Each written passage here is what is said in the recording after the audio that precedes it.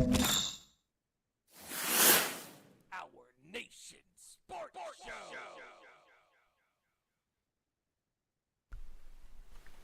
The wait is almost over. This Thursday, historic Lambeau Field in Green Bay, Wisconsin. The future gridiron greats will be selected. Dreams will become a reality. The 2025 NFL Draft begins. With the NFL Draft starting this Thursday, tonight on the Nation Sports Show, we bring to you another fun-driven topic of discussion and debate. Tonight, all of us here on the Sports Show will make our selections on our top 5 quarterbacks of all time. Tonight, we also bring to you our analysis of the first full weekend of action in the NBA playoffs. And tonight, we bring to you our recaps of the Showcase of the Immortals, the biggest event in professional wrestling, WrestleMania 41. It's showtime.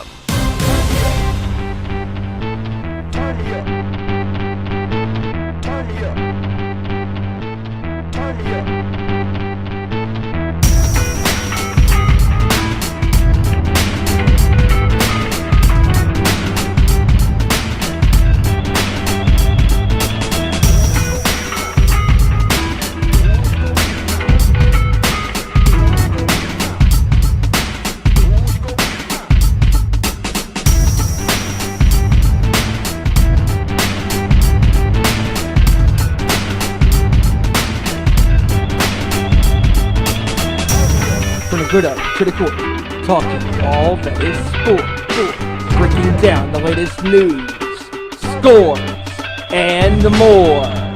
Welcome to our Nation Sports Show.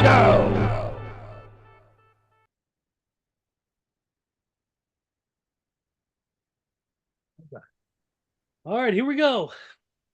What is going on, everybody? Happy Tuesday, and this is not a single edition, but it's a 2-man booth, going to be a 3-man booth in a little bit, of our Nation Sports Show. We thank you guys for joining us as always.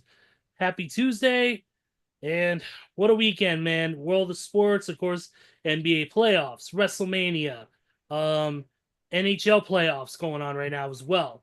NFL draft coming up this Thursday. There's going to be a lot to talk about. We don't got a lot of time, but we're going to make it work. I am Ezra Vickery. Thank you for joining us, and it's going to be an awesome show. Kevin Rory will join us for some NBA playoff talk here in a little bit. But first, the ways you can interact with us is, of course, on Twitter at @Owen_Sports Show, Facebook.com, Instagram.com, and YouTube.com/Our Nation Sports Show. Like, subscribe, share on our YouTube channel. Join us in the chat where we are live now. Hit us up there and interact with us and see what ideas you guys have. What are your picks? We definitely want to hear your guys' picks for the NFL draft, too. It's going to be a main source of topic, of course, that's taking place in Green Bay, Wisconsin this weekend at Lambeau in the area. Of course, home of the Green Bay Packers. They suck. It's going to be a great weekend, though. Obviously, there's a lot to talk about there. But also, don't forget to follow The Nation's Corner at The Nation's Corner on Instagram and on the YouTube as well. And, of course, Nation's Corner across everywhere else. And this Saturday is going to be an action-packed show. It's going to be a busy show. Coming off of WrestleMania, Stand and Deliver, the GCW Collective. Where else do I begin? Tonight, NXT. Last night, explosive Raw after Mania. And, of course, this Friday on SmackDown. All this will attempt to be covered. And, of course, also this weekend coming up is TNA Rebellion with Joe Hendry defending the TNA World title in a triple threat match against Frankie Kazarian and All Ego Ethan Page.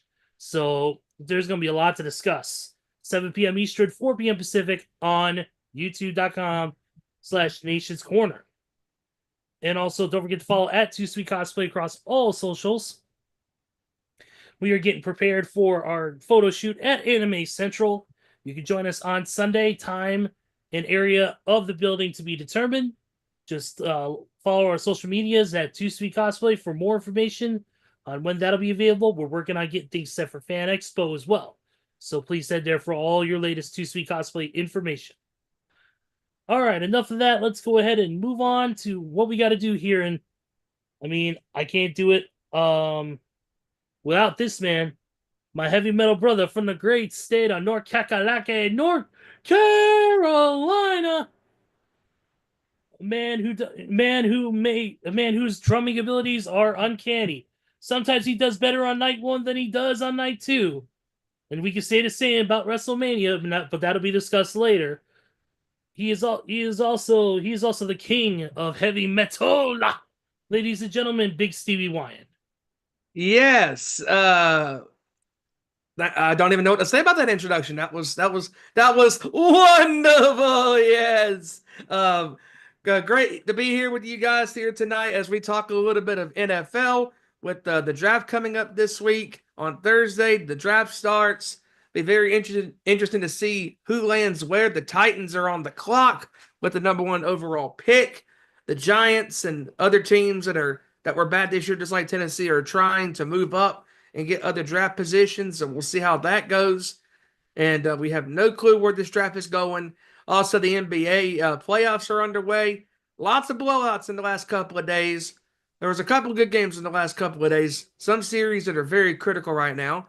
And, of course, WWE was in Vegas for the last 4+ days for WrestleMania weekend festivities, including SmackDown, Night 1 of Mania, Night 2 of Mania, then capping off last night with one hell of addition to Monday Night Raw, and a lot of stories that are going to be getting interesting to see where they head, and all of that good stuff. And like you said, Ezra, NXT is tonight in Vegas, wrapping up there.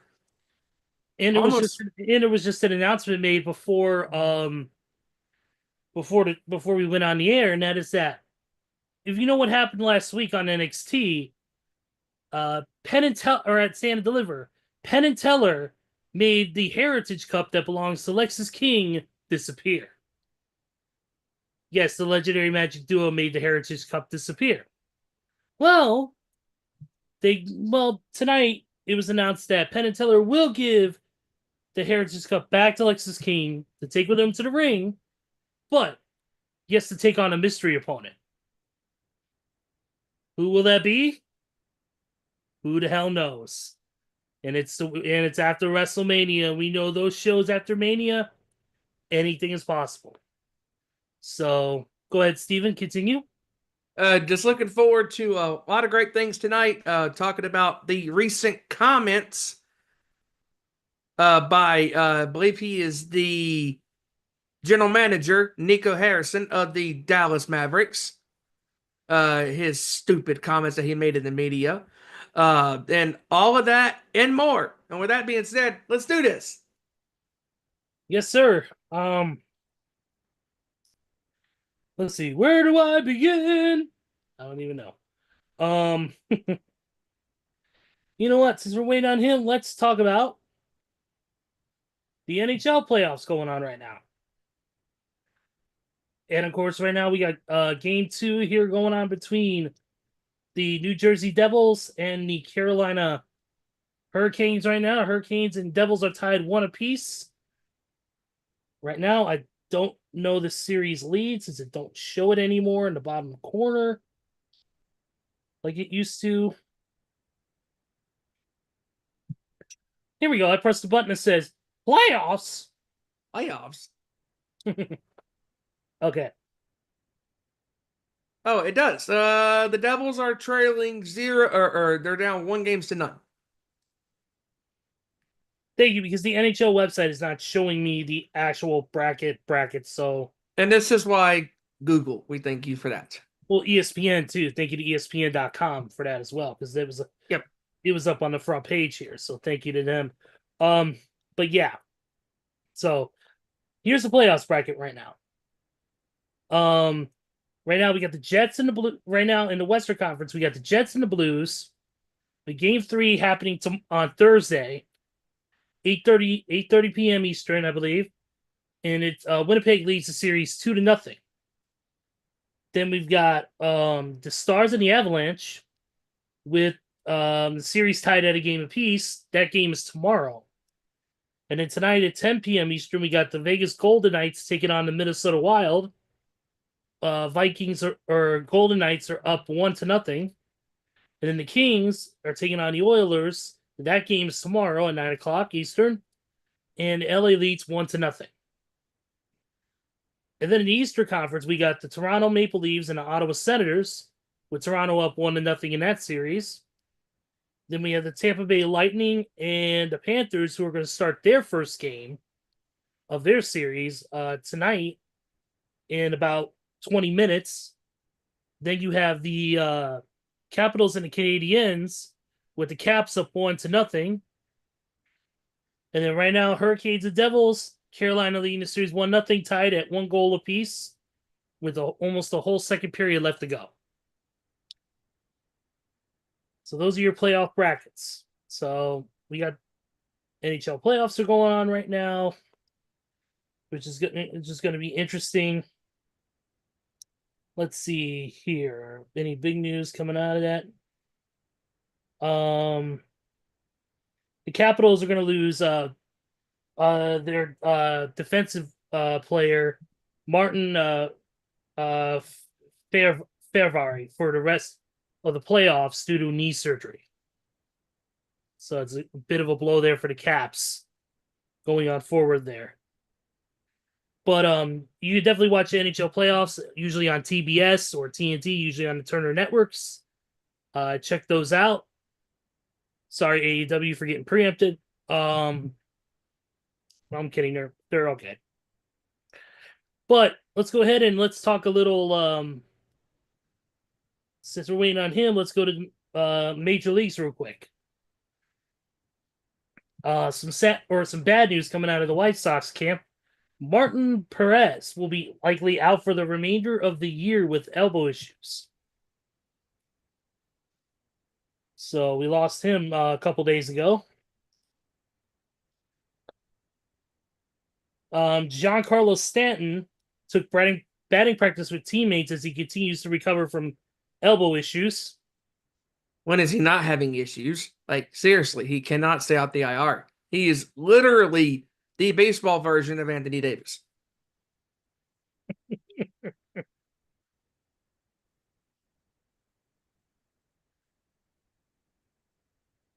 As many of you know, coming up, the Major Leagues will be playing in Bristol for the MLB Speedway Classic at Bristol.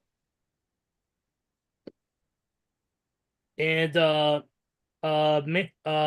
Mr. Manfred is hoping for a big crowd at this event.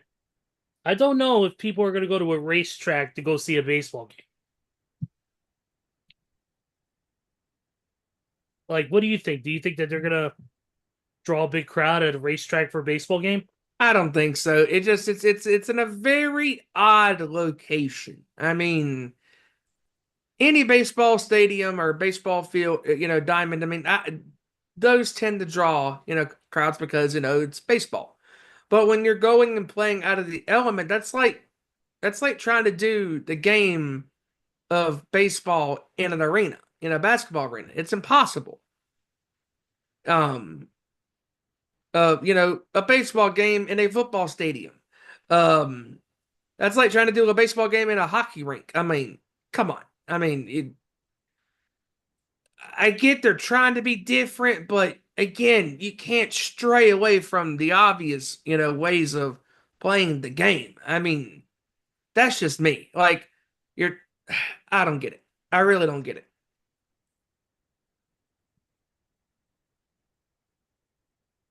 Dude, we'll just have to wait and see what happens with that. Let's see here.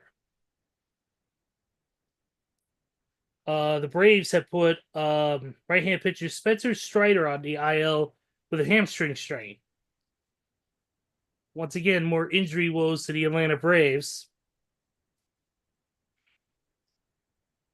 And really, that's, I mean, if we go over scores real quick, I mean, right now we got the Yankees and the Guardians, 1-0 Yankees in the middle of the fourth. We got the Reds and the Marlins tied in one apiece, top of the third. Padres and Tigers 2-0. Padres in the at the top of the third. Or Nationals beating the Orioles 3-0 in the bottom of the second. Mariners and Red Sox tied at one apiece in the bottom of the second. Phillies and Mets just started, top of the first. Same thing with the Cardinals and the Braves. And then White Sox and Twins play tonight, as well at 6:40 p.m. Rockies and Royals, Dodgers and Cubs, Blue Jays and Astros, Pirates and Angels, Rays and Diamondbacks, Brewers and Giants, and Rangers and the A's. So those are your slated games going on for tonight. And with that being said, let's move on to the NFL. And of course, the big story coming out of this, is the NFL draft. Of course, the NFL draft will be starting on Thursday at 8 p.m. Eastern. It's going to be a long, long night of action. And guess what? We will not be doing a live stream. So for those of you who think so, you can go to hell. No, we're not. Chaos that we went through the last time, where some of us were angry, some of us, like me, fell asleep. Like I might do any second at this point. It was crazy, but yeah, we're definitely not doing no watch along, so you don't have to worry about that. But it is interesting. I mean, oh wait, we're gonna do preemptive because here is the UC 49er fan. And then you know what? It is one word, 4 letters. Yeah. Ladies and gentlemen, Big Kevin Rory. What's up? Oh, what's going on, fellas? Hope everybody's having a good night and good weekend. Good recovery from the weekend, obviously. But I thought I'd hop on here for a little while, talk some sports and other stuff. Sure, man. Yeah, I know. I'm glad we're talking sports because let me tell you, dude. After all this wrestling, I need a fucking detox.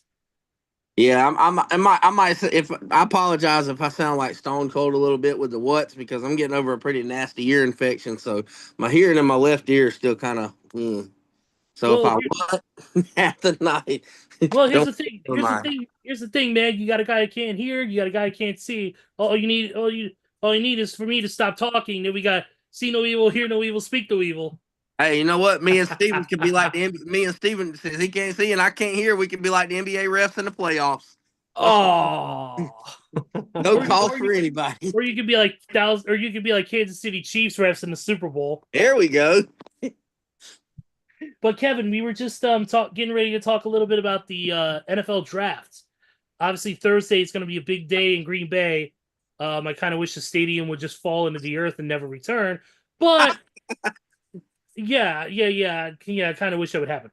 But there is a report that came out today that the Titans are going to keep the number 1 overall pick despite teams offering them to trade the pick, but they're going to keep it. I've seen that. Also, I've seen the Browns and the Giants are entertaining trade packages to trade down. Yeah, it's dude, it's gonna be crazy. This draft coming up. Well, with you being so in tune to the ground of the world of college football, and who with this draft class, we're not going to see. I don't think we're going to see a lot of quarterbacks being taken in the top 10, top 20, because it's a lot of the offensive linemen and the role players up front and in the back that are going to be selected. Obviously, that's some teams like the Bears and other teams need those support players to help build around their quarterbacks that they already have. Who do you see as who's going to be outside of the obvious pick at the number 1? I mean, who do you see that's going to be a forerunner for one of those top early picks in the draft? Player-wise, I got to say Abdul Carter from Penn State. I think, like, pound for pound, that's the consensus best player of the class. I mean, he ain't quarterback. Obviously, you got teams that are desperate. Okay. You obviously got players like Shadur Sanders and Cam Ward, but that's just because teams are desperate for a quarterback. I do not believe that they are the best, though. I think the best here. The best is Abdul Carter and possibly the offensive lineman Mimbu or the offensive lineman from LSU. I mean, I think there's a lot of good players, but if I'm the man, I don't know, man. If I'm the Titans, I'm not necessarily sold on the quarterback because you know what? You can go quarterback, but your team is so bad that you're just going to put your quarterback and make him look like Bryce Young with Carolina. Like, you can't throw your quarterback out with a shit team and expect them to succeed. That ain't what's going to happen. I mean, it can't happen. I mean, so if I'm the Titans, I'm going with the best player available. I'm going with Abdul Carter, and that's it. That's the end of. Or another player I like, obviously, Travis Hunter. Got to show him love. Anybody in at the collegiate level or above, I know you see it at the high school level, but anybody who can play 100 snaps a game at wide receiver and cornerback and turn around and be an all pro basically at both, I mean, you got yourself a unicorn of a football player. So if I'm the Titans, that's the consensus pick. I'm going Abdul Carter. I'm going Travis Hunter. I'll worry about the quarterback next year. I'll stink again and slowly build up my team before I do that. Yeah, very much so. I was gonna add, what about one of the players that keeps getting his name brought up, obviously, is Shador Sanders. Obviously, I saw in a mock draft just a few minutes ago on a mock draft that they have taken in late in round number 1 after some trade ups and picks and stuff like that to get him. Would that be a possibility? I mean, where do you see Shador Sanders as far? I mean, obviously he's got the pedigree of Dion, but obviously name value means nothing. It's about ability. It's about coaching. It's about the ability to learn and grow as a player and around your teammates. So where do you see Shador Sanders as far as maybe where he's going to be placed in the draft and where he might go? I get it. I think the kid really has potential. He's got a strong arm. I mean, potential always it's a 50-50. You can always live up to your potential or you can always fail and not live up to your potential.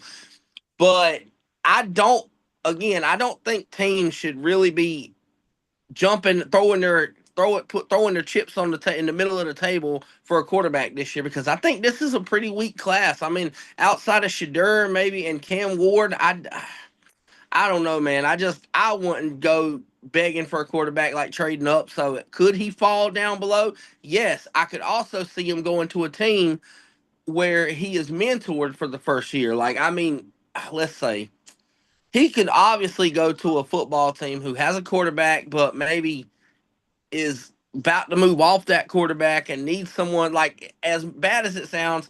Yes, everybody knows I can't stand Aaron Rodgers, but I would if I'm Pittsburgh, I would look at Shadur. I would look at drafting Shadur in the late first round if he's there and sitting him behind whoever you're going to have as a damn quarterback. Maybe Aaron Rodgers. I don't know. I don't like Aaron Rodgers, but that wouldn't be a bad idea because we all seen how even though Jordan Love makes boneheaded picks, look what it done for his career to sit behind Aaron Rodgers. I mean, just to watch him study the game because even though Aaron Rodgers off the field is a shroomed up stoner that sits in the bottom of the dark, he still has a very high IQ for the game, and that IQ can help train someone young to learn the game and slow the game down to make better plays. So, but I think a lot of teams are really weary on quarterbacks because I was looking at this today, dude, but look at some of the last quarterback classes that teams were throwing their damn chips in the table for. Look at the 21 class. Trevor Lawrence, for crying out loud. Zach Wilson, Trey Lance, Justin Fields, and Mac Jones. Holy shit. They're all either out the lead backups or severely overrated and bums. And at this point, all these teams were throwing their hats out. And look at the class the year after. The class you got, I mean, Kenny Pickett. I mean, holy shit. The best quarterback in that class was Brock Purdy in the 7th round. He wasn't even ranked. So teams have a issue with scouting quarterbacks. So if I'm a team, I'm hesitant on a quarterback, and I can definitely see Shadur going late first round because of that. Okay. Another player I want to discuss with you, and Stevie, you could jump in on this too whenever you feel like when you got when you feel like you can talk about this. Yeah. Ashton Johnson. He's another name that's been thrown out there as one of the top picks. People have been putting mock drafts out, possibly the Bears picking him up at 10 as another weapon for for Caleb Williams. I mean, he's he's from Boise State. Guy who's got he averages 5.48 yards after contact per attempt in his college year. So what do you think about Ashton Jeanty, and where do you think he lands? You want to go first, Steven? You go first. Okay. Now Janty, man, there's 3 teams I'm looking at this class. I can go to the Bengals. Wow, what did that pickup that would be? I could see him definitely going to the Bears because we've seen the Bears really zoom in on this offensive line in free agency, which tells me that they're not necessarily possibly looking to desperately draft an offensive lineman in the first round, and they're keeping their options open. And I can definitely see, even though I doubt it would happen, I can see the Dallas Cowboys. They have a severe need at running back, but we all know Jerry Jones is going to go out there and draft a kicker or something. I mean, he's going to make the dumbest pick possible. But as far as a fit wise, yes, I can see him going to Dallas. Now, as far as a player, the thing I'm weary about Genty, though, man, is where he came from. Boise State is not a Power 5 school. Like, he didn't come from Alabama. He wasn't playing LSU all year. And in that one playoff game that Boise State got put out, I don't know, man. They really focused in on him and they stopped him. So and he's one dimensional. I don't think he really can catch out the backfield. He reminds me of a collegiate version of Derrick Henry. Like the guy's got a lot of he's got a lot of stamina. He can be a workhorse. He can carry the ball 25, 30 times. But in today's NFL, man, you don't see a lot of players like that. I like other running backs that can catch the ball out the backfield, make plays in the passing game. But like I said, Genty could be a workhorse. So I think he'd look good in Chicago, especially if you split reps with him and what's his name that came to Chicago? DJ Moore, no. The running back. running back. Running back. I'm looking him up. Dang, it's on the tip of my tongue. Man, DeAndre Swift. that's Yes, it. that's it. Maybe if he could split reps with Swift, keep him fresh. I mean, it'd be a good pickup for Chicago. And Cincinnati, we already know what that's about. Please, for the love of Christ, get Joe Burrow a run game. I mean, obviously they need a defense, but they need a run game too. Yeah, that's the funny thing is you mentioned Chicago. Yeah, we definitely need some help at the running back position. And you're right, we got a lot of key offensive linemen in the draft and a lot of veterans too. Not a lot of young guns, but a lot of veterans, especially especially center. We got that one veteran linebacker who's played for like 12 years, who is a veteran center who's been to some pretty big games, and so I think the Bears are going to be looking. If we're looking at young guns, we need a certain positions, definitely running back, and yeah, Genty could be in there. Like you said, when you look at a running back, you look at a running back like for instance like Saquon Barkley. You look at Saquon, who could go out, who could do pass game, but also can also be a power running back and run forward and knock people over. But you can't. Sometimes you can't pick. Beggars can't be choosers. Yeah, I mean, history repeats itself. I mean, when you look at the last 2 offensive player of the years, both of them were dual threat running backs. Christian McCaffrey 2 years ago and Saquon Barkley last year. Both of them could do it in the air and on the ground. Speaking of your 49ers, I do got a question after Steven gives his thoughts on the draft here. I do think that I agree with you, Kev. I think that maybe Dallas needs him more because I think Cincinnati, like I think they have their most of their players, where they need it. They go with the running back. It'll probably be like a second, running back because they seem to have established, their core players, not just obviously wide receivers because they obviously got Higgins and Chase there, obviously. But I think they're going to go with the second running back in the draft. But I think Dallas needs him more than anything because they got exposed big time last year in the running game because their running game was so bad last year. Yep. Oh, I agree. And then the one running back they had that finally showed up for Dallas at the end, Rico Dowdle, quickly left, and I believe he is with the Carolina Panthers, if I'm not mistaken. He did sign with the Panthers in offseason. So Dallas literally has nobody but that fat fullback, Ezekiel Elliott, at running back for them right now, and I don't think Jerry Jones is going to be too happy about that. I don't think so either. But like you said, I agree with you, Steven. Cincinnati can look deeper in the draft because I got to say this running back class is pretty deep. I mean, obviously you got Genty. Obviously you got one I like that I want the 49ers to draft in midway through the third or fourth round is a perfect complement to Christian McCaffrey. And I know you guys probably heard the name Cam Scatabo from Arizona State. The guy has pure heart. He runs the football like Derrick Henry, like he ain't going down. And that is a kid that's going to be a good NFL football player. Keep your ears open for that name right there. Absolutely. And of course, the draft takes place once again 8 p.m. Eastern, and all your local networks, ESPN. Of course, it'll be live on there. Pat McAfee and his crew will be live. They're also doing their own draft spectacular. Mike McCarthy will be, Mike McCarthy will be on the show as well, giving his thoughts. So they got some big guests lined up for this show coming up.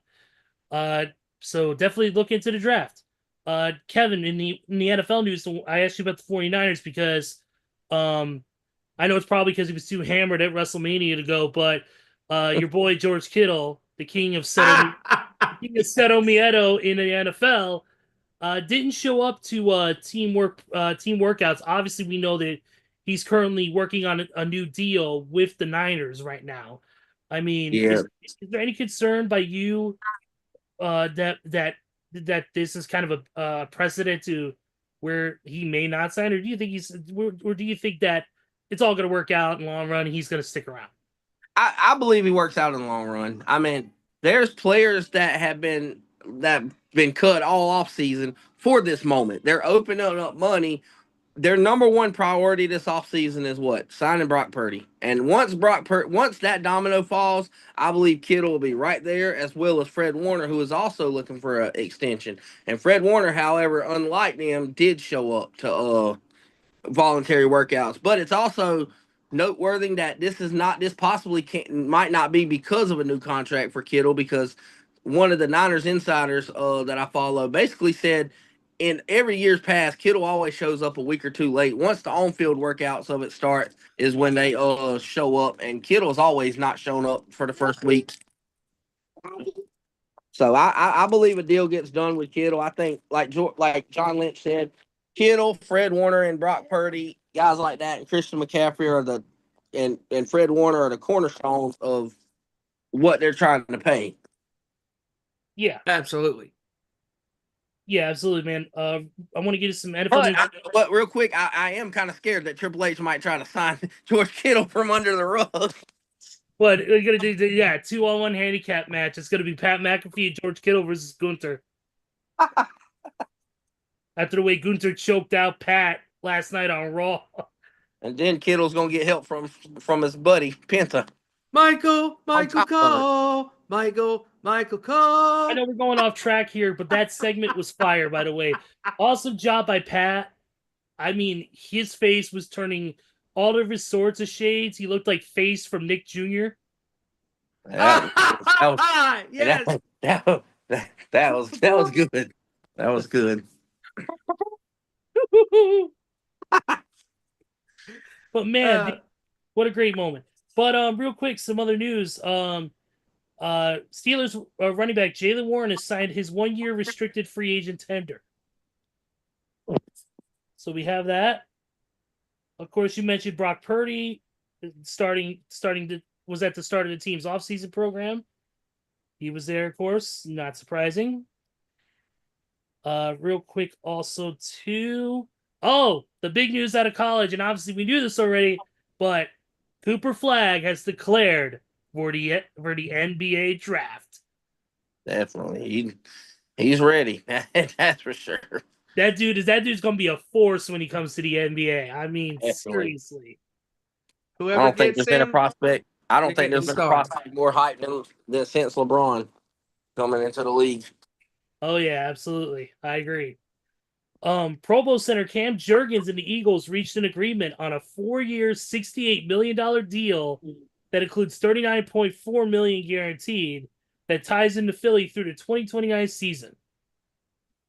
Where are they getting this money? Holy shit! Everybody on the damn roster's paid. It's like they put unlimited money on Grand Theft Auto out there just to hand all their players. They It's like got a two it's like a limited V back, Bucks. It's like a back. limited V Bucks on Fortnite. Who I'm the saying, hell is he? Tony Khan? how do we got two wide receivers on max deals, a quarterback on a max deal, a running back on a max deal, half your offensive line on max deals, and come on, man, You what get are a we max doing? deal. You get a But max then, deal. but Everybody gets a Everybody max gets a max deal. deal. But here's the kicker. Dallas got a wide receiver on a max deal and a quarterback, and they seem to be broke as fuck. What is going on? That is bullshit. Look, Somebody's sitting on some money. dude, I am calculating this up right now. By the way, the extension signed by the Eagles offensive lineman, just the offensive lineman alone. Right here, between Cam Jurgens, Jordan Mailata, Landon Dickerson, and Lane Johnson. I'm calculating this up right now as we speak. Jesus. Let's see here. Yes, I am doing math on the show. Shut the fuck up. It's not Steiner math. Please don't let it be Steiner math. Well, they say that all men are created equal. No, I'm not going to go that far. So the center helps push Jalen Hurts' tush, so he gets an extra $100 million. And they get a 33% chance of winning. And the numbers don't lie. It still spells doom for you, Samoa Joe, at Sacrifice. And that push on the tush gives you a 45% chance of winning because you get the first down. Yeah, and still Bully Ray is a fat fuck who hasn't seen a dive plan in 25 years. So now that gives them a realistic chance of winning of 169% of winning this ball game. Dude, 200. If I calculated this right, between those four players on the offensive line, $243 million. Good God. That's $250 million. $250 million just on offensive linemen alone, with contracts that total between all of them, but to all of them 12 years. Insane. Insane the money they are just fucking throwing out the window with these guys. Like, that is wild. Let's see. Congratulations to Cowboys tight end Jake Ferguson and Miami Hurricanes basketball player Haley Cavinder announced their engagement. If you don't hear, that's sweet. That's the only ring that couple's gonna be getting. I was thinking the same thing, Kev. by the way, follow the Cavinder twins on Instagram. You're welcome. Yeah. Also too, we Ryan Ramczyk of the formerly of the Saints has retired. Ooh. He's a 3-time All-Pro. He's been battling knee problems and hasn't played since 2023. Ouch. Yes. For the first time in NFL history, a team will take their draft operations to a fire station when the Rams draft from the Los Angeles Fire Department air operations. Oh. The That's Rams, about as different as Bill Belichick letting his dog make the draft pick at the one NFL draft at the Patriots. They had the dog at the computer and everything. You know what? I'm hoping that report is on a clickbait. no, he was just there so he didn't get fined. Yeah. By the way, Steven, that was another clickbait question. Try a little harder next time. Okay, Marshawn Cena. Bunch of lazy ass reporting. Next. Oh God. Let's see. Aaron Rodgers told Pat McAfee last week that retirement and playing are both still on the table. Jesus Christ, make up your mind. His mind can't make up like a. I'm gonna shut up. I'm just saying, I don't want to say I want to see Aaron Rodgers roasted. All I'm saying is put Aaron Rodgers on the Pat McAfee show with Paul Heyman. Let's see how that goes. That's all I'm saying. Yeah.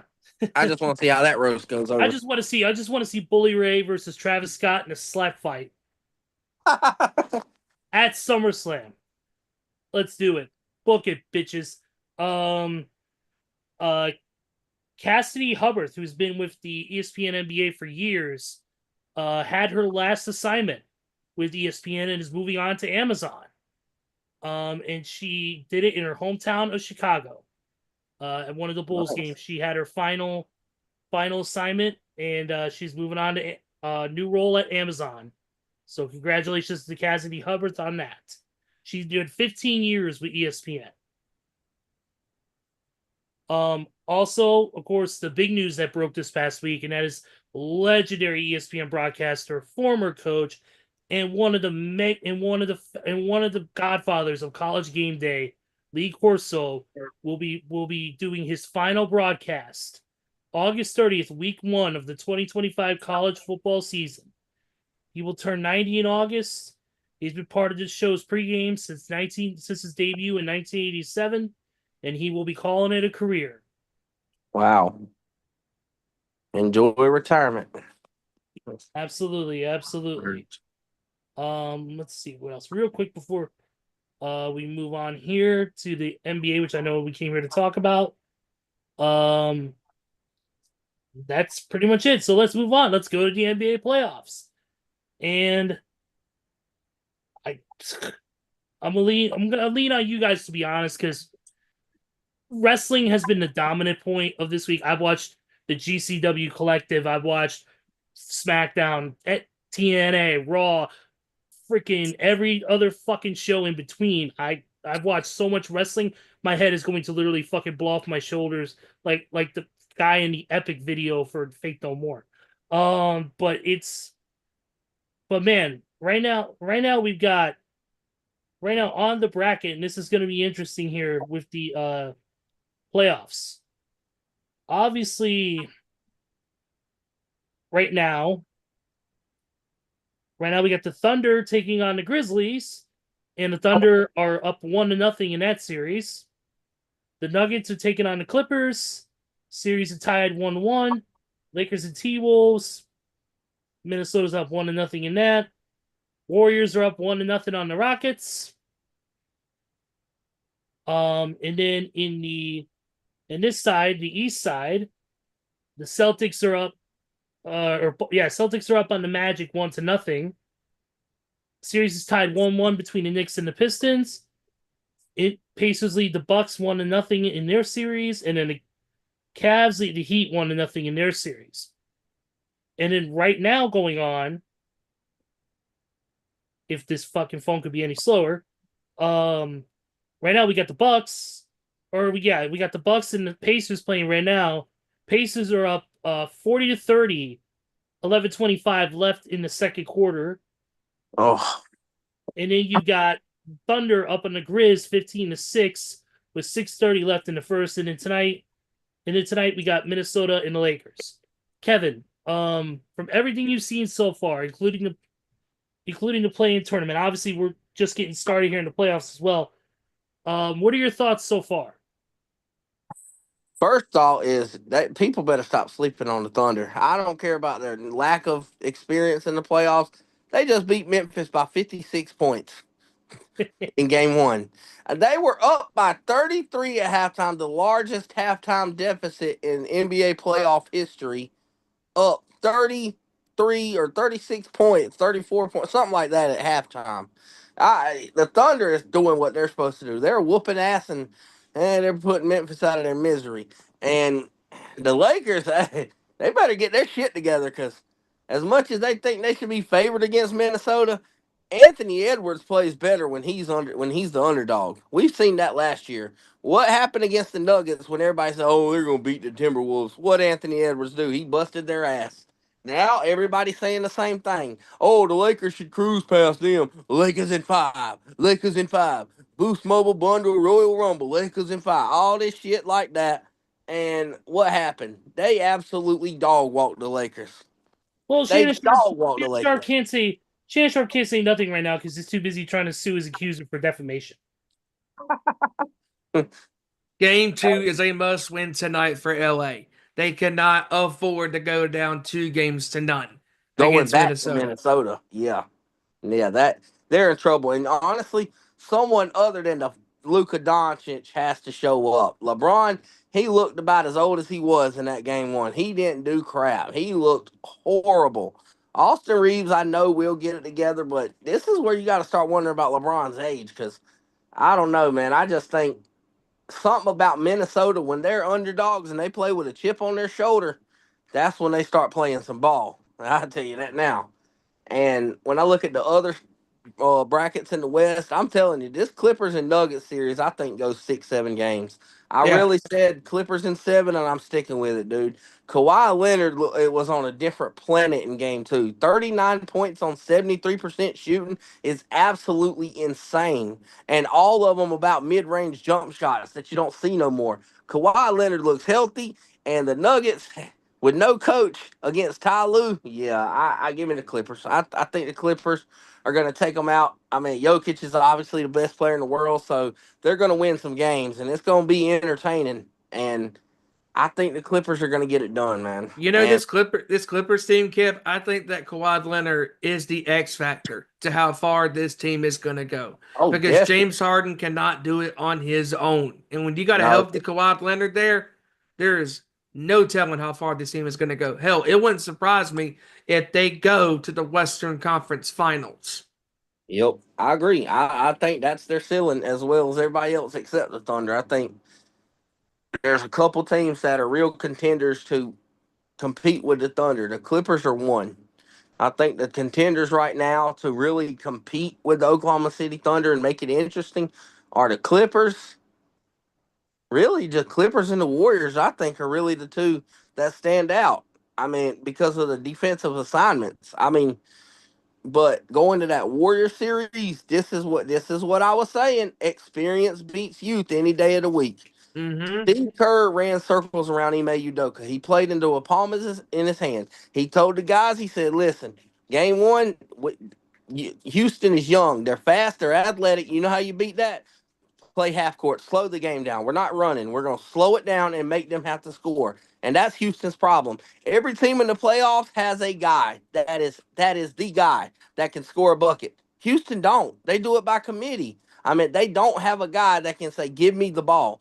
While on the other side, as you see it in game 1, Golden State has two guys. I mean, Steph Curry, dagger after dagger. And then when Steph Curry got tired, you know what he said? Here you go, Jimmy Buckets. Play off Jimmy. Here, take the ball. Jimmy Butler said, "Will do." 6 straight points at the end of the fourth quarter to basically seal the game.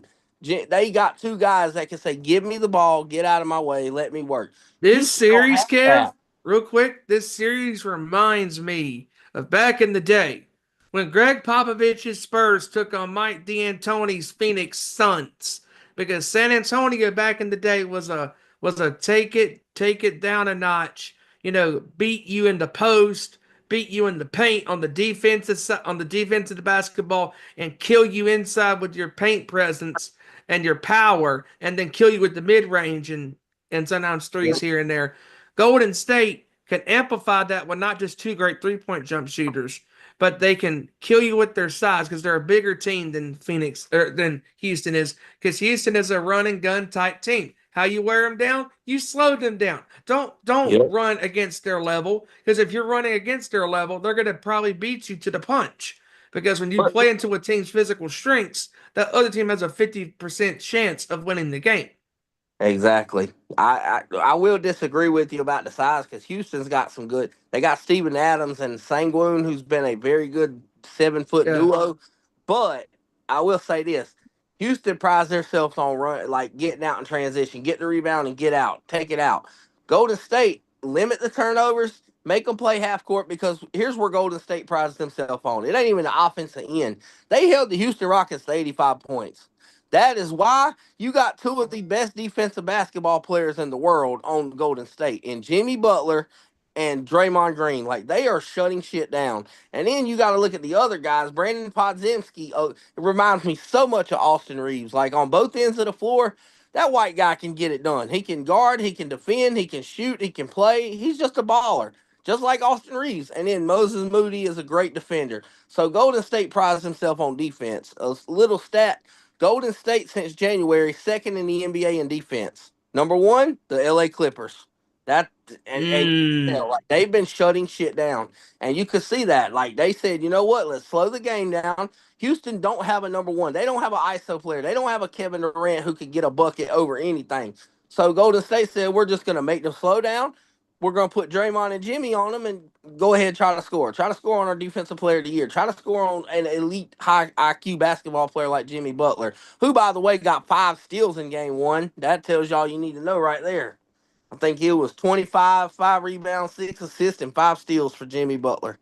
And like Draymond said, I don't know what it is, but playoff Jimmy, that's a real thing, dude. I mean, Jimmy Butler will bullshit all year, and once it's play in or playoff time, he turns it up a whole different level. He starts screaming. This is the same Butler that took the Miami Heat to the NBA Finals. This is the same Jimmy Butler who took the Boston Celtics to the Eastern Conference Finals, who took the Heat to the Eastern Conference Finals to face the Celtics in an epic 7-game series. And then you got some idiots still talking about, and most of them are Laker fans who just hate Curry, talking about, well, Golden State's a 7 seed. Why are people thinking they're actually going to be contended? Well, first of all, I'll tell you what, they were the 12th seed, and Jimmy Butler by himself since the trade upped them up to the 4 seed at one point. And then they unfortunately lost a couple key games down the stretch to get in the play-in to get the 7 seed. But the reason why people actually still have hope for the Golden State team is because they know playoff Jimmy is not some cliche or some over exaggeration. Playoff Jimmy is real, and they know that. And they're looking at what if, as we've seen in game one, like Jimmy combined with Steph Curry when he gets hot. Jesus Christ. That's why I said they can give the Thunder a run for their money. And the funny thing is and I think the Celtics should be the favorites to win it all. But how bad do you think the Celtics would feel if they have to meet Golden State in the finals? Because the two players that literally own the Celtics over the last 5 years are on the same team, and I'm talking Steph Curry and Jimmy Butler. Like both of them are the sole reason Boston only has 1 ring right now instead of like 4 or 5, and that's what I'm looking at. But I think it should really be the Thunder favorites. Like they should clearly come out of the West. I think Golden State, LA Clippers should be probably, and maybe the Lakers. Maybe, but I think really Golden State and Clippers are the only teams that can contend with the Thunder right now. And switching over to the East, I do want to bring this up. Talking about a team like we talked about on the show a couple weeks ago and even last week, the New York Knicks are a team not to be trusted. They have gotten shown up and shown out by the Detroit Pistons in the first couple of games. Yeah, I trust the Knicks as much as I trust Paul Heyman. I just don't trust them. I mean, you never know what you're going to get. I mean, this Knicks team looks good one game. Karl Anthony Towns looked like a stud, and then the next game he looks like a cupcake out there getting hit on by a little 6-foot guard. And I'm hurting. I want to foul. Oh, shut up and play. And the Pistons, they like to get physical. They like to rough you up. They look like the miniature version of the bad boy Pistons. Like they want to rough you up as much as the rules will allow them in today's game. They want to touch you up a little bit. And that to me is the one key story besides the dominance of the Celtics and the Cavaliers in the East is the Knicks. Like the Knicks were considered to be the 3rd best team, by people on the East, as far as record wise.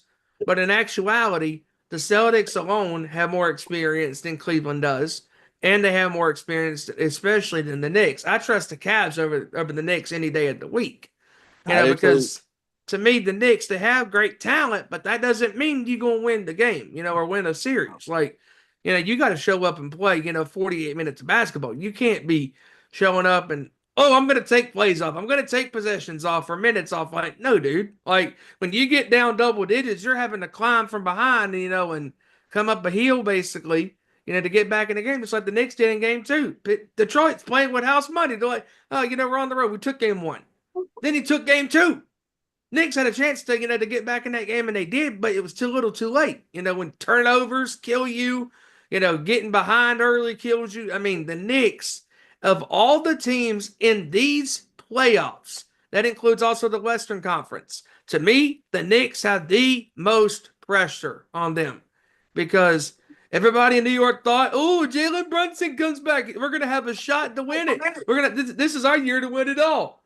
And the Knicks right now, they are under heavy pressure, and I don't think they can handle the pressure of playing in a critical series of basketball, especially when you're down 0-2 against a team that you were heavily favored to win against. And if you're the Pistons, a team that has been, you know, in the four corners of the basement for the last probably 15 some odd years, since the days of Chauncey Billups and Richard Rip Hamilton, Rasheed Wallace, and Tayshaun Prince, and obviously well past the years of the Bad Boy Pistons teams.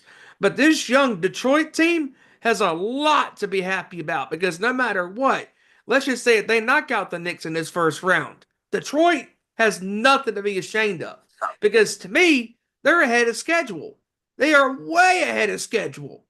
And now with how good they're playing now, throw this back to you, Kev, with how good Detroit has been playing throughout this year, I think there's going to be people that want to go to Detroit next year to play with the Pistons and build this franchise up again. I agree. That's what makes a team scary. There's no pressure at all on the Knicks. Like there is not 1 ounce of pressure on their shoulders. Nobody expected them to be where they are. Nobody expected nothing, and they're over there giving the Knicks a run for their money. And I agree with like what Draymond Green says on his podcast all the time. There are some teams built for the playoffs, and there are some teams who are just show force and just regular season teams, and that's the Knicks. They're just a regular season team. Once it's down to that style of ball, I don't think the Knicks can play. I mean, I've seen it last year with Giannis and them. That was a regular season team. I say it with the Pacers the year before that, a regular season team. We've seen Donovan Mitchell be a part of a lot of good Utah Jazz teams that were playoff teams, but they got quickly knocked the hell out because of why they were a regular season team. I believe that's what the Knicks are.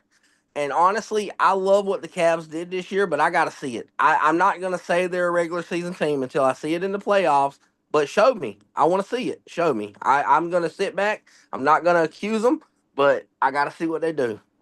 But before I make any judgment, because this is their first legit year to actually make a run, and I know Kenny Atkinson is a good coach.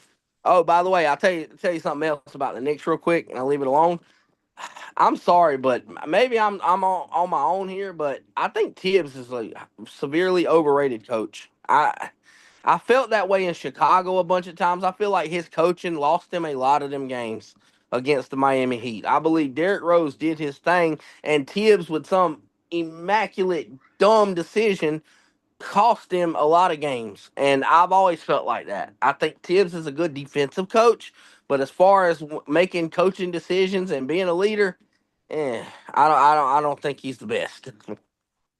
Now, I'll add to that and I'll ask you this as well as because to me, when it comes to how Thibodeau coaches, I mean, because think about those Chicago teams when Derrick Rose was there and he was the MVP, even after the year he won MVP.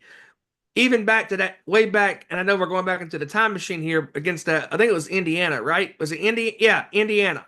When Yes, Chicago took on Indiana and he had the ACL injury, I think the reason why Derrick Rose had that severe knee injury is because he was overplayed. exactly. I completely agree with that. We see it this year. Mikal Bridges, who was an Iron Man in the NBA, played all 82 games, even came out and said, "Why are our players playing 42 minutes a game in a regular season game in a blowout?" Like, Jesus Christ. I'm not the one to cry about minutes, but damn, there's got to be some kind of rest. I, Yeah, he because does when not. you're He likes to play players 46 minutes. Bench. What bench? I don't know the meaning of bench. I want all my starters to play 48 minutes or 48 minutes a game. you're going to run your players into the literal ground. You do that. You have to have a bench. Got to You have a bench because you know what the saying is. Just like in the NFL, defense wins championships, and basketball, benches win championships. Yep. And you're Tibbs, and you're just not playing nobody on the bench. I mean, Jesus Christ. You're not going to win. Your players are going to be worn down, and it's going to be coming into fourth quarter, and you got your best defender out there sucking wind, trying to guard someone like a Steph Curry, Luka Doncic, Jason Tatum, like an offensive showcase, and ain't gonna be worth the damn trying to guard them guys. Just not gonna happen. Exactly. Exactly when it comes. I agree when it comes to Tibbs. Tibbs is more of a defense coach, but yeah, he overworked a lot of his players, including Derrick Rose, including Joakim Noah, Carlos Boozer, Taj Gibson. You know, a lot of those guys, yeah, they played a grand ton of minutes, but you got to understand, you got to give your players rest. That's why I think Derrick Rose, like you said, went down with that devastating knee injury. Is because of the fact that he was overplayed, pressing too hard to try and get the job done when everybody else was having struggles. But And go ahead. and that's the problem, because like when you have a great coach, and no matter what sport it is, they know how to manage their players' minutes and maximize everything when it matters the most. Because when you run your players into the literal ground, their play over time is going to diminish. Because look at this Knicks team, for example. They have a great roster. Hell, it's practically the Villanova championship team for 2016. I mean, it's a great roster. Great roster of players. And then you add Karl Anthony Towns. I mean, great players. But you can't be running these guys into the ground because they're going to be slowing down. They're not going to have the arc on their shots. Their defense is going to wear down if you overplay these guys, and that is the price that the Knicks are going to be paying. And if they end up losing this series to Detroit, I would not be surprised. By the way, real quick, score updates right now. As of right now, score updates.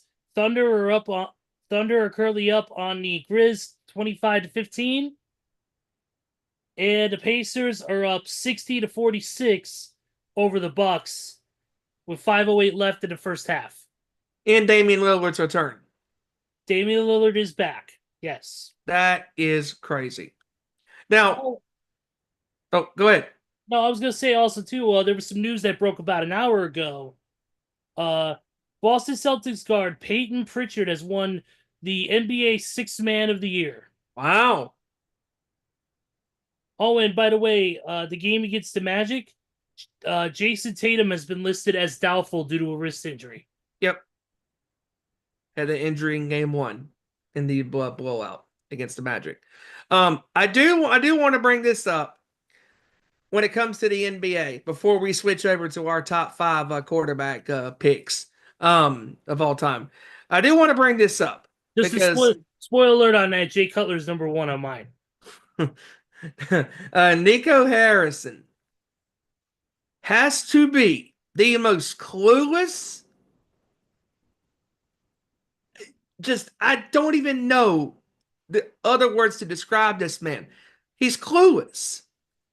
The general manager of the Dallas Mavericks said in a press conference that he, quote, had no idea how much Luka Doncic meant to the Dallas Mavericks fans, end quote. How do you not understand what's going on? He was drafted in 2018 when he was a teenager. He became a star in the next couple of years with Dallas. Eventually, pieces fell into the right place to form a team that could go to the NBA Finals. And Nico said basically that he made the necessary moves for a championship team. No, you did not. Because he should have known that there was going to be consequences with this trade. Because trading away your best player, Luka Doncic, to the Lakers, that was one of the worst mistakes I have ever, as a sports fan, I have witnessed in my life. Because I remember when we were on Zoom and the report came down, report says that Luka Doncic has been traded from the Mavericks to the Lakers. We're going, get the hell out of here. There's no way that's true. You know, that's not real. Yep, it was real. And it's crazy to think that he stood in front of the entire world and just stood up there and looked like a clueless idiot. I mean, how do you not understand the consequences that were fixing to come upon you? Because the Mavericks fans are having to suffer. They had a shot to get in with the play-in tournament, and then in the play-in tournament, they got their asses whooped. They got destroyed. It Yeah, was no contest. but you got them firing head coaches like Taylor Jenkins and Michael Malone. But then this guy still has a job. Shit to make you scratch your head. It doesn't make any sense today with me in the NBA anymore because these owners that own these teams are making some of the stupidest decisions to fire their coaches or to trade their players. And the Yep. general managers are falling for it, going, okay, Mr. Owner, whatever you say, I don't care. You think it's best, we'll go for it. Screw it.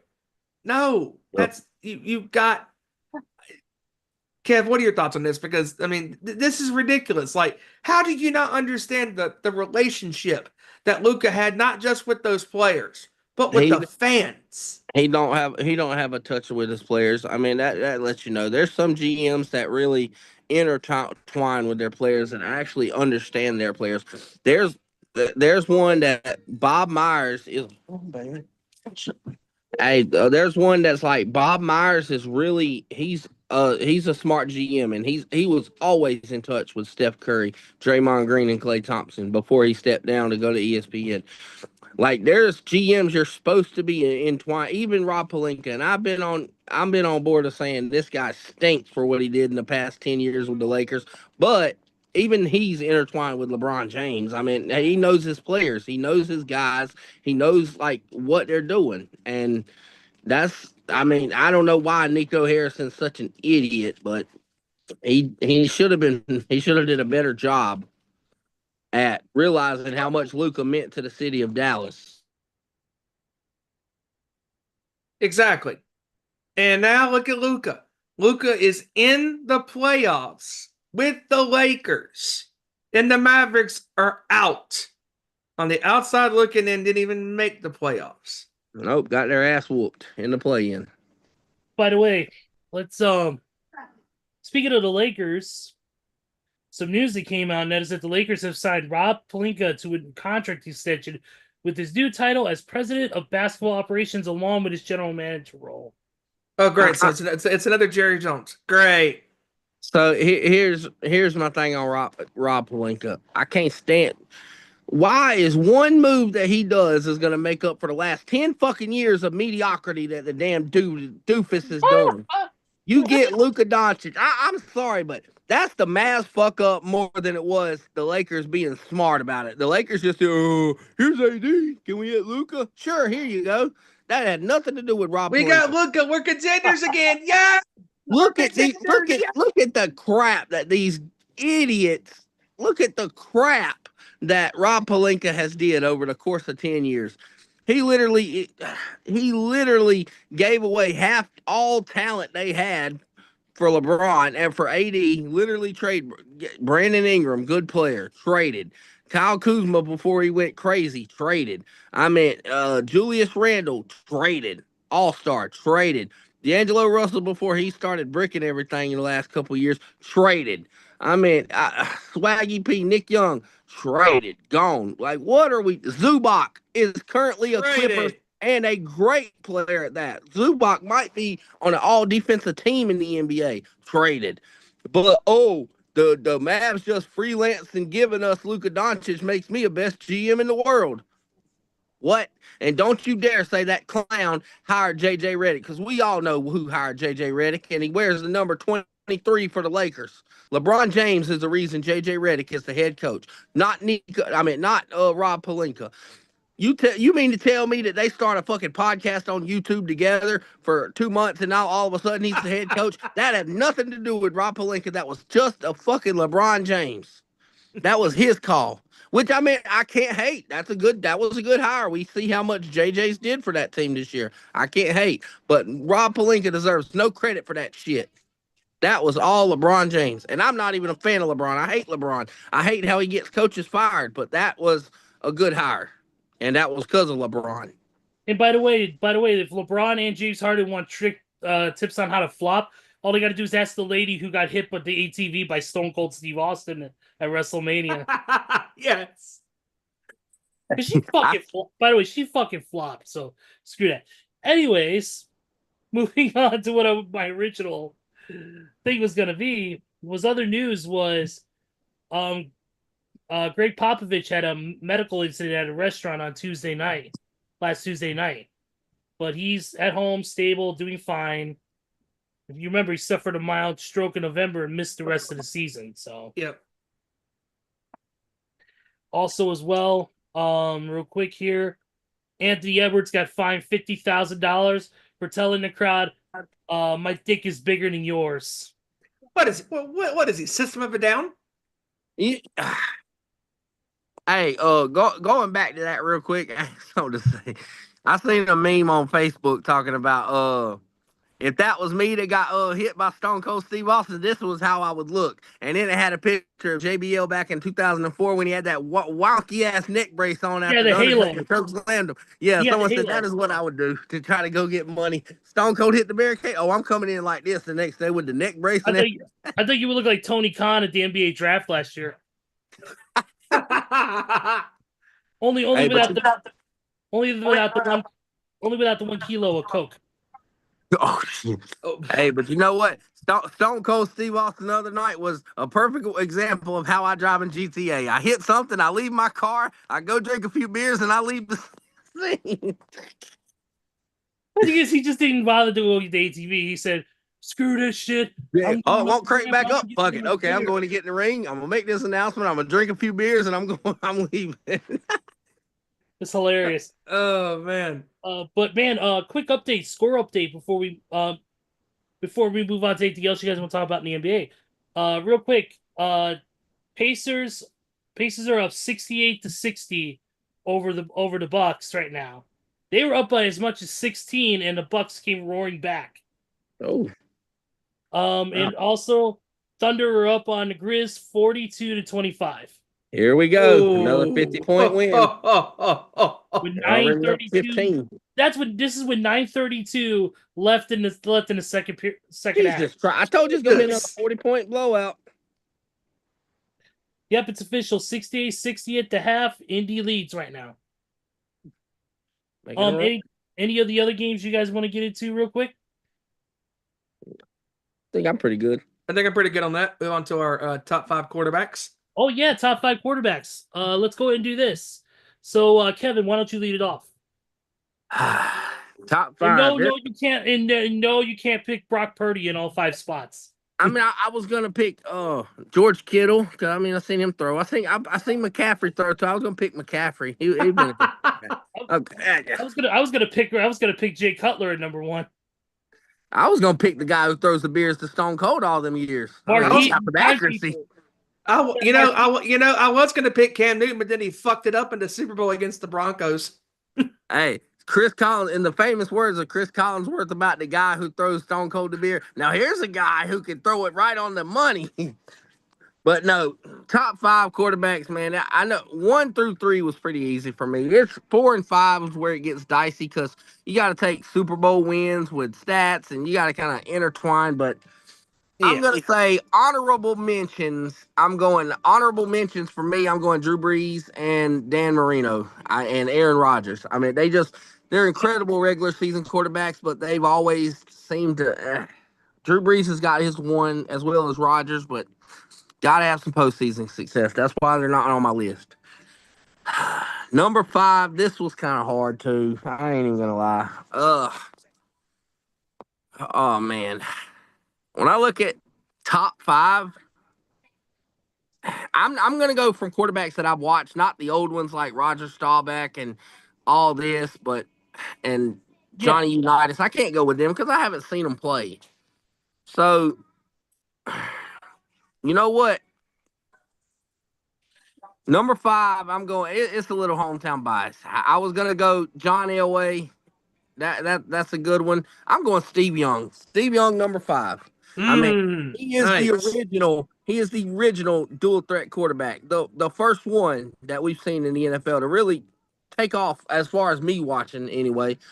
He was the first one that really could beat you with his feet and beat you with his arm, and he was a southpaw throwing left-handed. So I got some love for Steve Young. Number 4, everybody knows this big-headed motherfucker, but I'm going Peyton Manning. I mean, yes, he's had a lot of seasons where postseason came up short, but he is a 2-time Super Bowl champion. He is got the most passing touchdowns in the regular season, 55. I mean, I can't hate on the guy. Peyton's Peyton. His football IQ is out of this world. Like he knows exactly what you're gonna do before you do it. His audibles were insane. He knew exactly how to beat any defense. Gotta love Peyton. Number 3, I'm going my boy, Joe Cool, Joe Montana, the original Tom Brady before Tom Brady. I mean, Super Bowl after Super Bowl after Super Bowl after wins, after passing yards. I mean, Joe Montana was who everybody wanted to be before Tom Brady came in this league. He was number 1 before Tom Brady came in this league. Joe Montana is still in the debate with Tom Brady in this league. So I'm going Joe Montana number 3. And number 2, everybody knows this one. I hate to say it, but I got to go with Kermit the Frog. I mean, Patrick Mahomes. Patrick Mahomes, you can't the success he's had. I mean, 3 Super Bowl champions. How many countless MVPs? I mean, clutch play after clutch play. I mean, beat the Bills in 13 seconds. It's incredible what he's done to this far. I mean, even with the refs' help. I mean, all them quarterbacks got some refs' help in their time. I can't even lie. But Patrick Mahomes is incredibly talented. He's probably the most talented out of that top 5 as far as arm strength, as far as crazy falling over plays. Like he looks like Steph Curry at quarterback, like going out of bounds, falling down backwards. He's somehow going to get rid of the ball. It's insane. I've never seen a quarterback do that.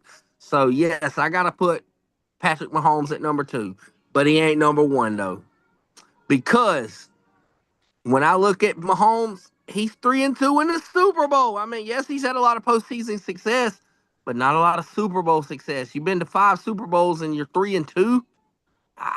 I don't know, man. Maybe his record to get improving to challenge number 1, but we all know where I'm going. And Randy ain't gonna like this one, but I'm going Tom Brady, man. I mean, clutch play after clutch play. How many people's gonna hate that? I mean, 7 Super Bowl rings, only 3 losses. How can you even? That's 7-3. Mahomes is 3-2. He's already got 2 losses in all 3 rings. Brady's had 3 losses in 7 wins. And Super Bowl started. That's how many insane. times has Mahomes came back from being down 25 points in a Super Bowl? How's Brady's done it? Brady's done it countless times. Done it against the Falcons. He came back again. I mean, he's came back. He's played a lot of great Super Bowls. I mean, let's be honest. Some seasons he's kind of bullshitted in the playoffs. We know Brady. He's gonna let his defense do his thing. When the light shine brightest in Super Bowl, in the biggest moment, Tom Brady turned up, and that's the difference between him and Mahomes. Mahomes, he's turned up in a couple Super Bowls, but he's also turned down and then got his ass chewed into by the Eagles as well as the Bucks. Tom Brady's Bucks, by the way. And also, the reason why I give the nod to Tom Brady, Mahomes hasn't beaten Brady. I mean, they go head to head, and Brady just takes him to school. He takes him to school like an old school player. We've seen it against it took Tom Brady to leave the AFC and go to the Bucks for Mahomes and the Chiefs to break through. Did it not? Because we all know the infamous overtime game. Tom Brady burned him again. Tom Brady beat him again. Then Tom Brady left. Then the Chiefs finally went. And then Tom Brady went to the NFC, went to the Bucks, took them to the Super Bowl, then beat the shit out of the Kansas City Chiefs. I got to go. Tom Brady, number 1. I don't think that's really a debate. As much as I didn't like Tom Brady or the Spygate or all these other nonchalant bullshit that they have around them, I can't even hate. Tom Brady's the GOAT.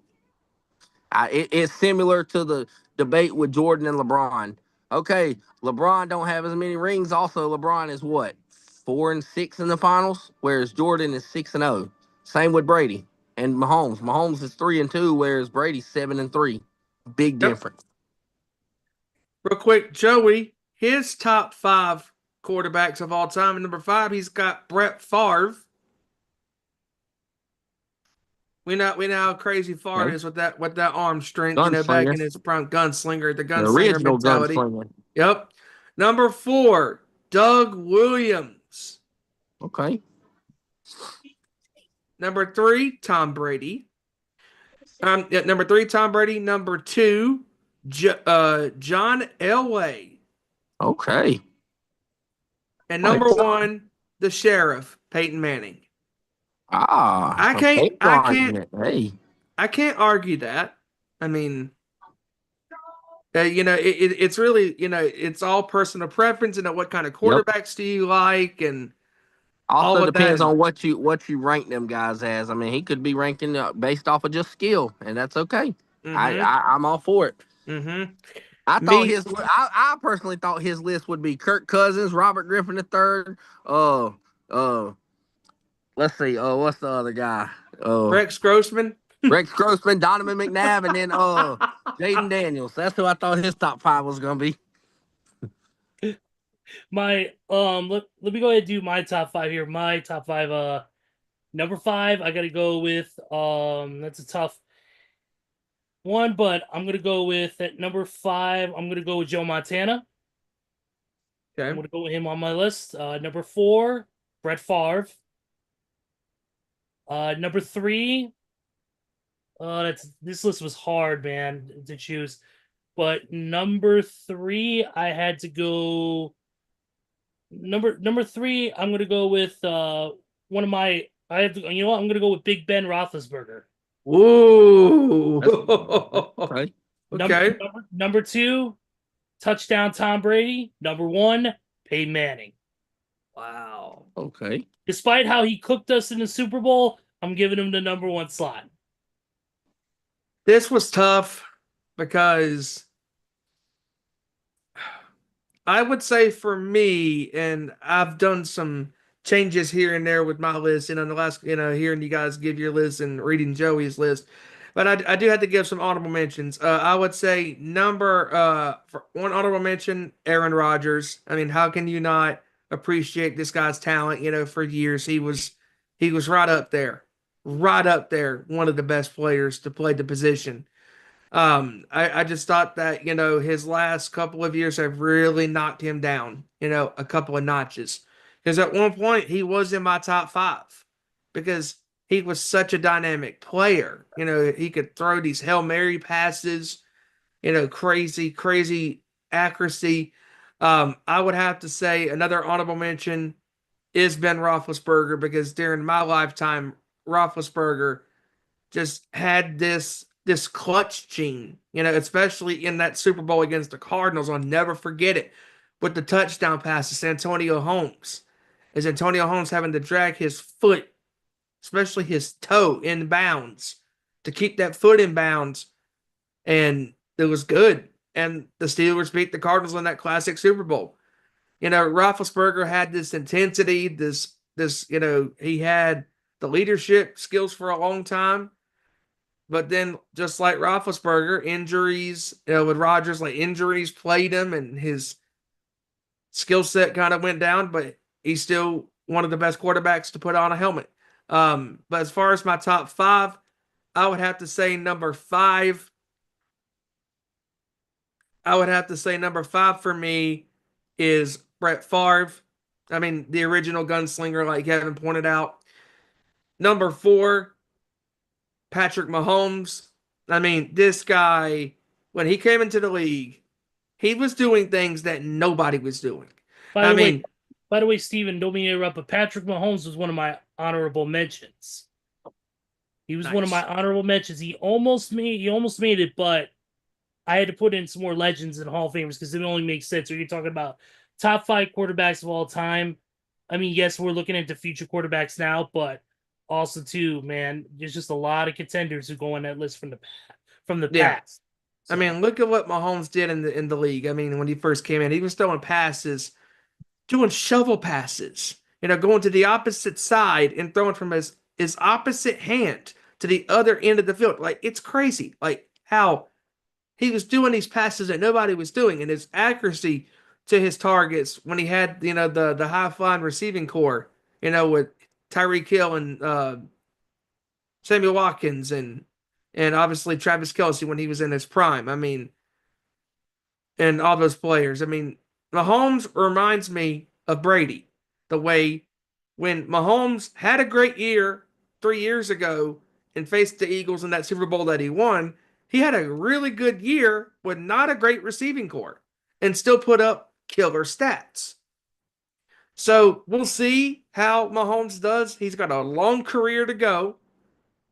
Will he get higher up on my list? Who knows? Only time will tell. Number 3, Joe Cool, Joe Montana. This guy was the original cool as the other side of the pillow player in the Super Bowl, in the playoffs. You needed a play, Joe Cool would deliver the goods. What more can you say? Perfect in the Super Bowl, 4-0. 4-0. The pressure, the biggest game. The stats, the numbers don't lie. Joe Montana is without a doubt one of the greatest quarterbacks to play. Number 2, the Sheriff, Peyton Manning. This guy was the ultimate signal caller. He could switch plays and he just he could read the defense like a book and just changes the play on the dime, and I don't like this play. Let's go with this. And just his, like Kevin said, his football IQ is insane. Insanely good.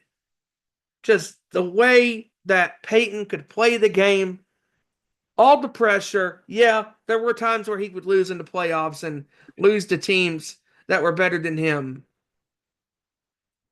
But Peyton Manning, one of the greatest players to ever put on pads and a helmet and cleats, one of the best overall players to play when it comes to skill positions. How could you not want to run through a brick wall for this guy? Like, he was the ultimate in first, out last type of guy. He is a leader. And speaking of leaders, there can only be one GOAT, greatest of all time. And yes, Randy, I know you're probably smashing your screens, just like the Who smashed their instruments, or just like Billy Joe Armstrong from Green Day smashed his guitar in Vegas back in 2012. I know you're probably sitting over there watching this, smashing your tablets like Tom Brady did on the sideline. Oh wait, Tom Brady is my number one. Sorry, Randy, to disappoint you, but sorry, Randy, the numbers don't lie. Randy, in the immortal words of James Storm, sorry about your damn luck. Yeah, exactly what he said. Get ready to love. Hey, before I get off, guys, I'm gonna change my list a little bit. At least number 5.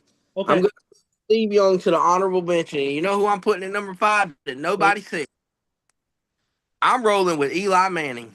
Oh, The original GOAT leader. Nice. The guy who put Tom Brady out 2-7 and 2 losses in the Super Bowl. I'm going with Eli Manning. The guy was bullshitting all regular season, but when the play, if there was such a thing as playoff Jimmy, there's such a thing as playoff Eli, because that's really what we've seen in them 2 Super Bowl runs. Eli Manning was incredible. Obviously, I got his brother in the top 5, and I'm putting Eli up there, man. I'm first ballot Hall of Famer. I mean, I got to put Eli up there.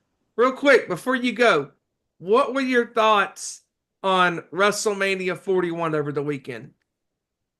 I love the show in totality. Like, I loved it. I obviously, my daughter's favorite wrestler, Jay, in her words, Jay Uso, Yeah, win the world title. She definitely had a ball. Everybody loved celebrating that, and I'm okay with the finish. I don't know why everybody's bitching and moaning and groaning, because the original story was the only other time Gunther tapped out. We obviously seen that in NXT, and I like how they brought it back up. I mean, tapped out to his own sleeper. I mean, it proves in storyline that he has a weakness, and that's what he said when he lost to Dragunov. I'm That fine was with his that. weakness. Yep. Exactly.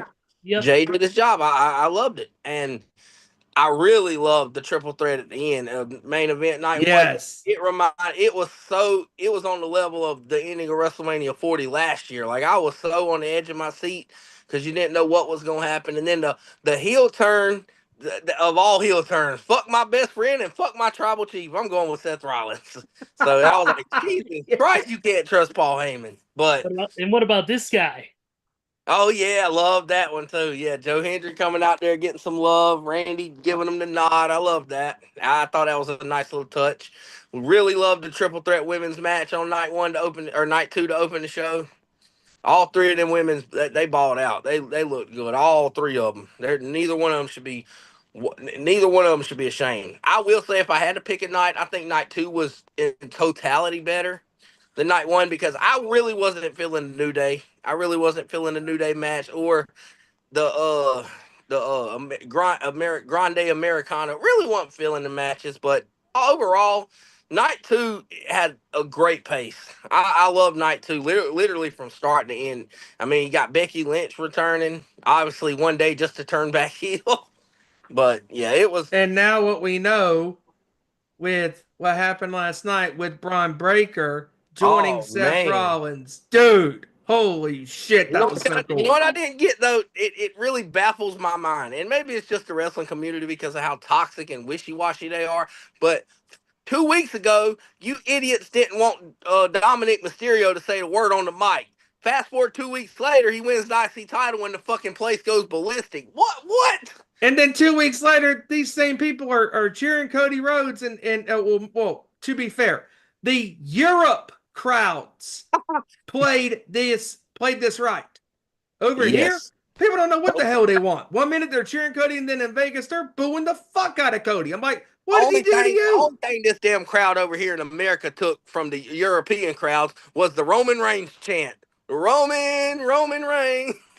That's the only thing this damn crowd took from over there was the new Roman Reigns chant. That was it. And that's the thing. Like that's the thing I don't. And John Cena said it last night. Exactly. Well, Yeah, he might be a heel, but he be telling it like it is. Like, you idiots just was hearing Cody and holding him up on your shoulders for finishing the story. Now you boo him. And he's like, and he called him heartless bastards, and he's right. I mean, how can I hate you for that? And I know he's the heel.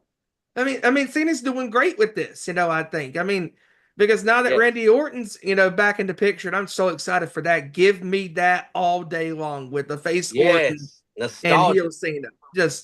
But with the roles reversed. I mean, I think that's going to be great. And even the main event with Cena and Cody, I thought the body of the match between the two of them, take Travis Scott out of the mix. Please, dude. I'm not one like them other fans to just bitch and groan and this and that. I thought the match in totality was pretty good. But when I say take him out of the mix, I can remove his appearance out of my brain because the finish of the match made sense. Because Kev, tell me if this reminded you of when Stone Cold beat The Rock at Mania 17. Because Austin hit him with stunners. Yes. Hit him with the rock bottom. He kept kicking out. Austin's like, what do I got to do to beat this guy? Cena hit him with 4 AAs. Hit him with a super AA. And he still kicked out.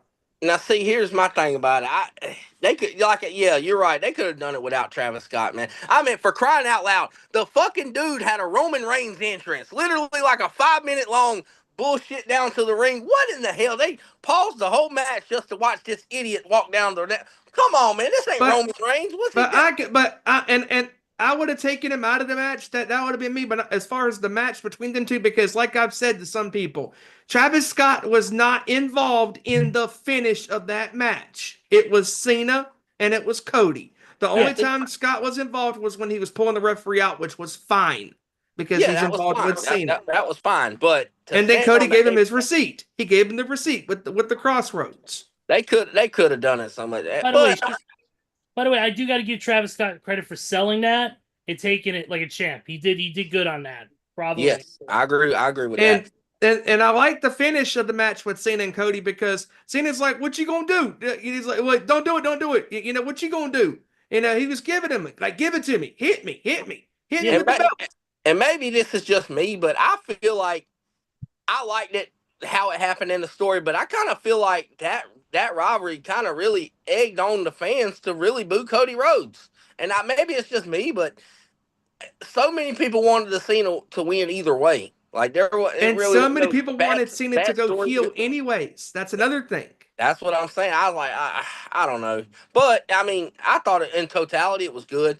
Now, someone said today, I seen on Twitter, they were like, yeah, why the Rock made an emergency appearance on the Pat McAfee show today was because the backlash of the ending with Travis Scott, and I'm like, wow, because like TKO must have jumped on his ass and was like, yeah, you need to explain something, yada yada yada, and I'm like, well, You know, and I thought about this too. Like, I haven't really gone back and listened to what Rock said, but just reading some of the quotes, I think The Rock is just trying to troll the fans and mess with the fans because he it knows what might he's be, going to say. It's going to get a reaction. And also, like we know, The Rock, just like Triple H, likes to tell and build stories. He's not going to burn through it quick in 2 months or a month and a yeah. half.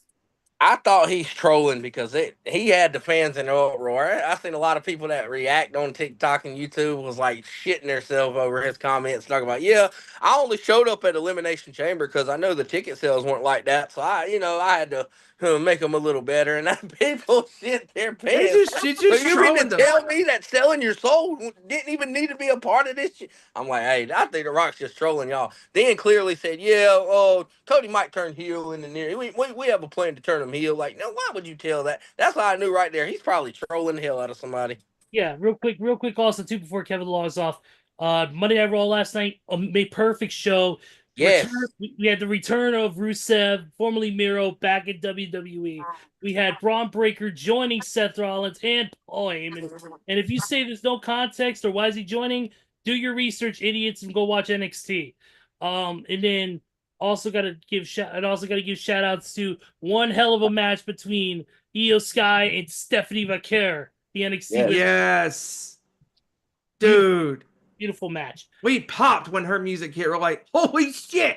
And it just goes to show you that Stephanie is ready to go to the main roster when she is ready because her and Io put on a phenomenal match on Raw. It was so good.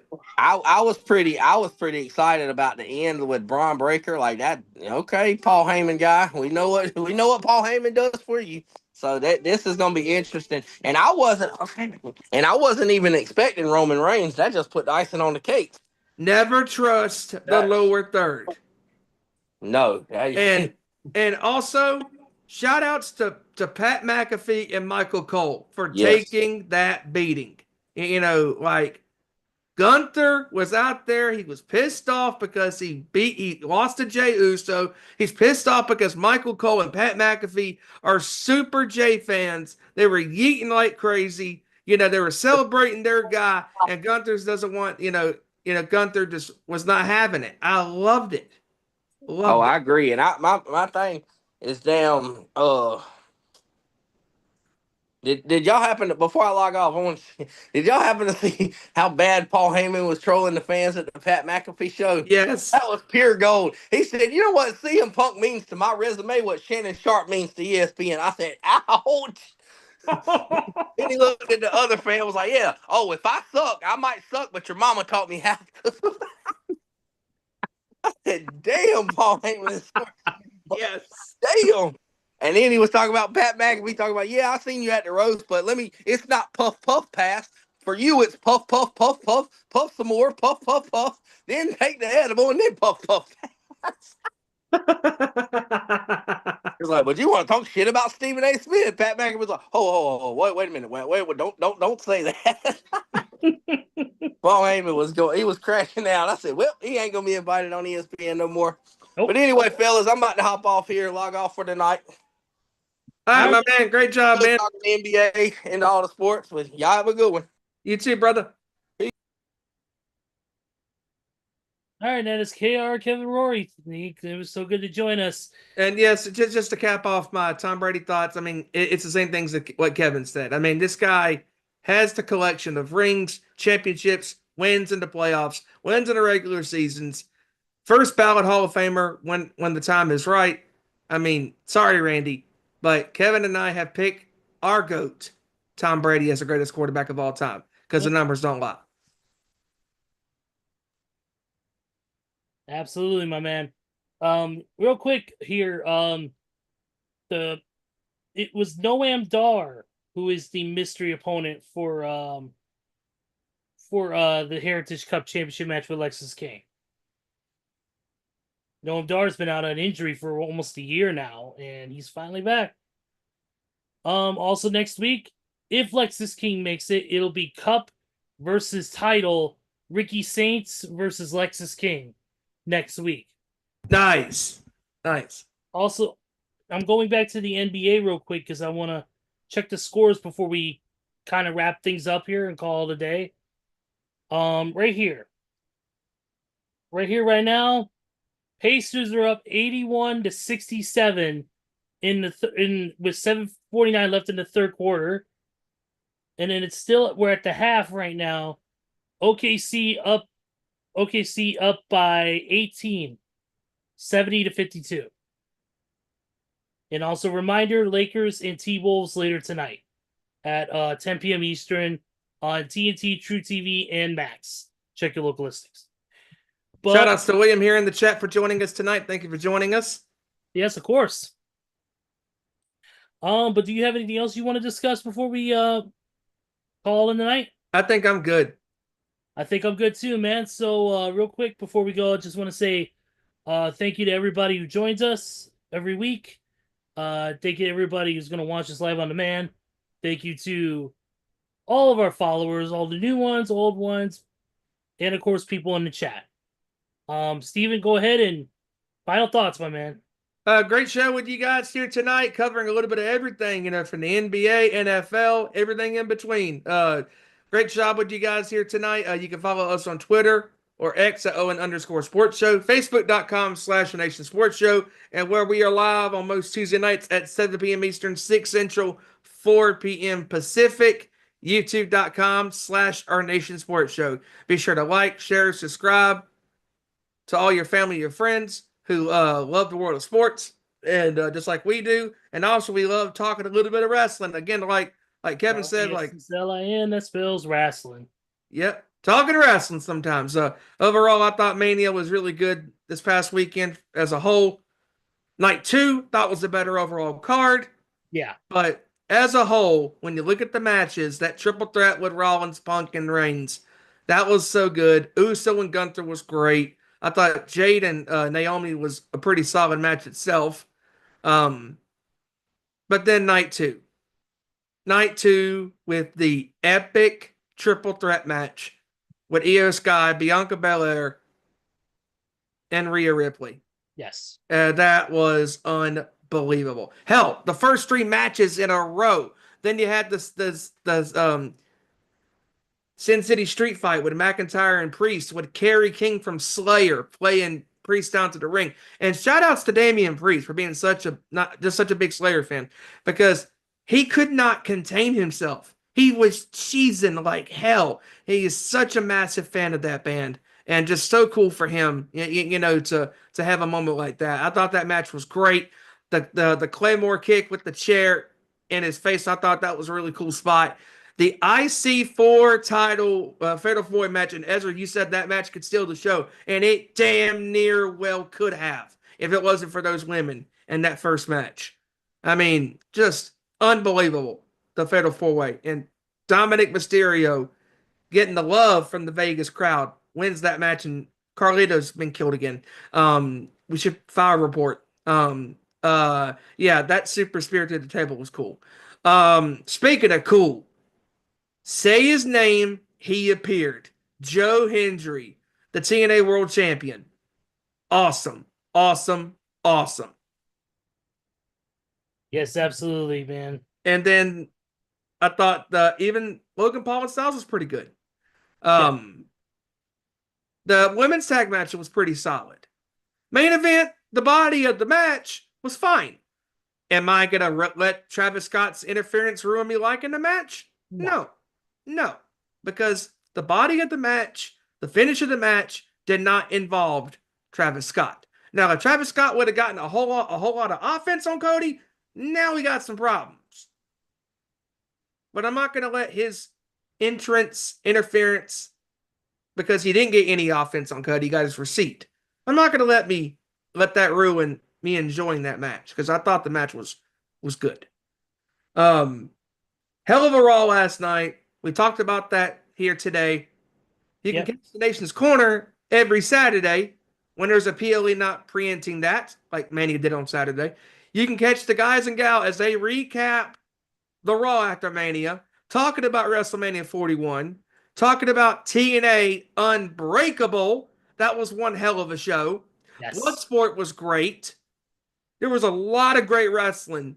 Also, real quick, shout outs to Brody Lee Jr., aka -1.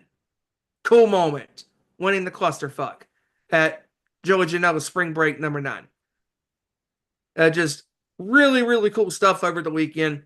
The guys and gal are going to recap all things professional wrestling, or in this case, wrestling. RASSLIN. That's wrestling. Follow them on Twitter at Nations Corner, Facebook.com/Nations Corner, Instagram/Nations Corner, and where they are live on most Saturday nights at 7 p.m. Eastern, 6 Central, 4 p.m. Pacific, YouTube.com/The Nations Corner.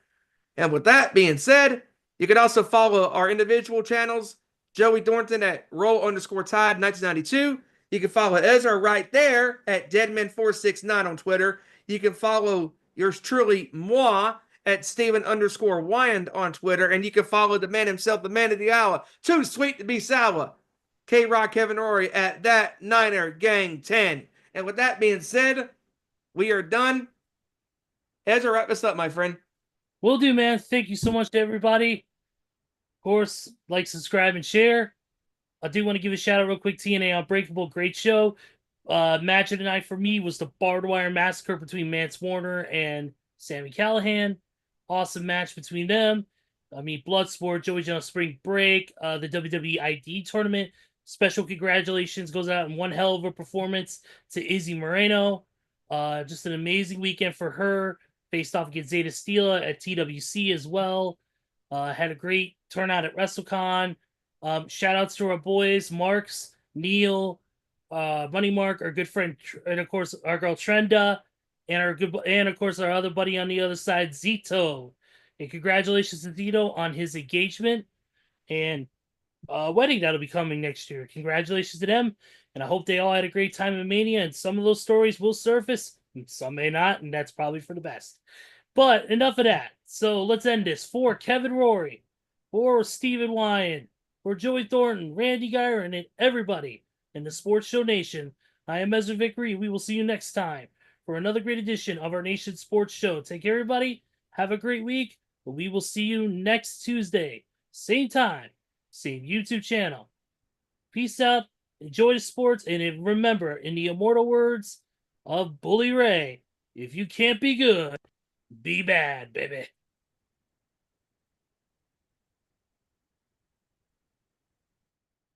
Turn me up. Turn me up.